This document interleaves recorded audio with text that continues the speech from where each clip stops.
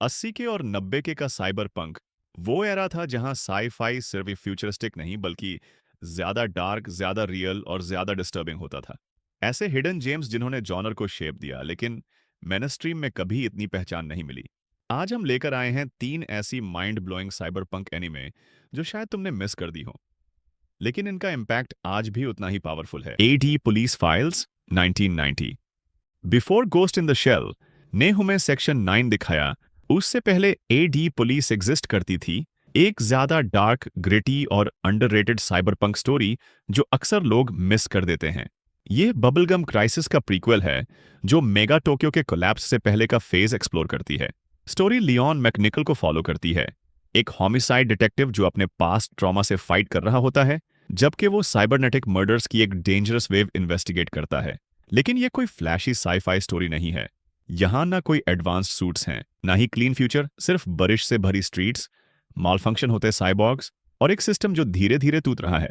इसका टोन है poor noir है, internal monologues, morally grey characters और एक ऐसा शहर जहां हीरोज भी परफेक्ट नहीं लगते।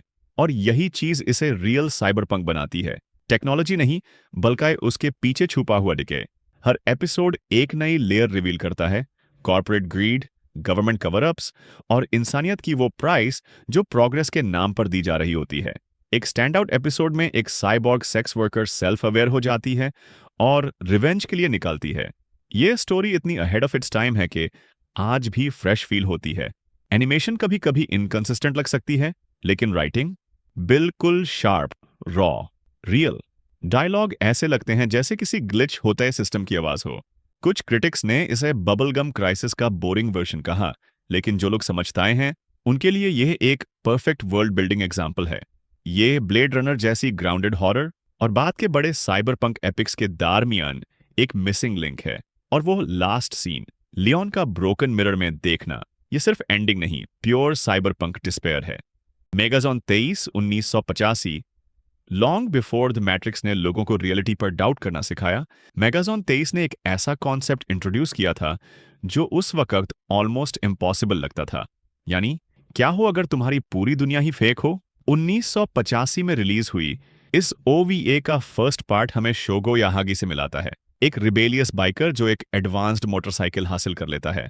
लेकिन यह कोई नॉर्मल बाइक नहीं होती, इसके अंदर एक पावरफुल एआई सिस्टम होता है जो धीरे धीरे उसे एक शॉकिंग सच तक ले जाता है। असल रियलिटी ये है कि अर्थ कब का खत्म हो चुकी है।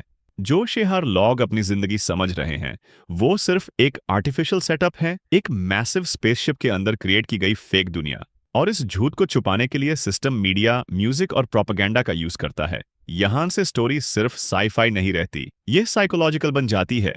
लोग अपनी फेक कंफर्ट में इतने घुल चुके हैं कि शायद वो सच जानना ही नहीं चाहते।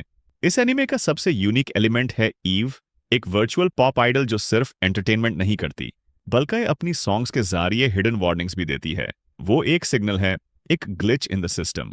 और इंटरेस्टिंग बात यह है कि रियल दुनिया में भी लोग उसे रियल समझकर उसका म्यूजिक सुनते थे।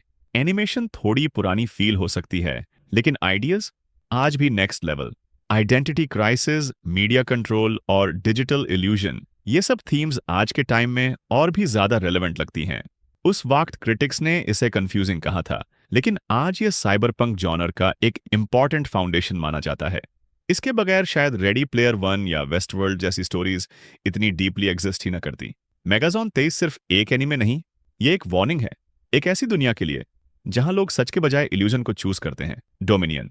Tank police 1988। साइबर पंक हमेशा डार्क और सीरियस नहीं होता, कभी कभी यह फुल कियोस्क के साथ भी आता है। डोमिनियन। टैंक पुलिस इसी चीज का परफेक्ट एग्जाम्पल है, एक ऐसी डिस्टोपियन दुनिया जो उतनी ही फनी है जितनी डेंजरस। स्टोरी न्यूपोर्ट सिटी में सेट है, एक ऐसा शहर जो पोल्यूशन, क्राइम और करप्शन से भरा हुआ है। यहां पुलिस कोई नॉर्मल फोर्स नहीं, बल्कि एक टैंक स्क्वाड है जो प्रॉब्लम्स को सॉल्व करने के लिए सीधा ब्लास्ट कर देती है। सेंटर में है लियोना ओजाकी, एक अनप्रेडिक्टेबल ऑफिसर जो एक वक्त में हीरो भी लगती है और एक वॉकिंग डिजास्टर भी। उसका स्टाइल सिंपल है, रूल्स फॉलो करने के बजाय उन्हें तोड़ दो, और अगर पॉसिबल हो तो टैंक के साथ। यह दुनिया सिर्फ एक्शन नहीं बल्कि स्ट्रॉन्ग सटायर भी प्रेजेंट करती है। कॉर्पोरेशंस इतनी पावरफुल हो चुकी हैं कि वो हवा, पैनी और सिस्टम सब कंट्रोल कर रही हैं। और जब बेसिक चीजें भी प्राइवेट हो जाएं तो सिस्टम का कोलैप्स होना ऑब्वियस है। सबसे यूनिक बात यह है कि इंटेंस डिस्ट्रक्शन को भी लाइट और प्लेफुल टोन के साथ दिखाया गया है। जैजी म्यूजिक के साथ टैंक बैटल्स चल रही होती हैं और पूरी सिचुएशन एक डार्क कॉमेडी जैसी फील देती है। इसे क्रिएट किया था मसामुने शिरो ने, जो बाद में गोस्ट इन द शेल जैसा सीरियस मास्टरपीस बनाता है। यहाँ उसका एक डिफरेंट, ज्यादा फन और वाइल्ड साइड नजर आता है। एनिमेशन एनर्जेटिक और एक्सप्रेसिव है और टैंक डिजाइन्स इतने ओवर द टॉप हैं कि वो इंस्टेंटली याद रह जाते हैं। हर सीन एग्जैजरेटेड है, लेकिन इसी में इसका चार्म है। कुछ क्रिटिक्स ने इसे टू सिली कहा, लेकिन असल में यही इसका पॉइंट है, क्योंकि जब दुनिया ऑलरेडी ब्रोकन हो तो हंसना भी एक रिएक्शन है। डोमिनियन टैंक पुलिस ये बताता है कि रिबेलियन हमेशा सीरियस नहीं होती। कभी कभी वो लाउड, मैसी और फुल स्पीड होती है, और कभी कभी सिस्टम को चेंज करने के लिए बस एक टैंक, एक क्रेजी प्लान और बिल्कुल जीरो पेशेंस चाहिए होता है।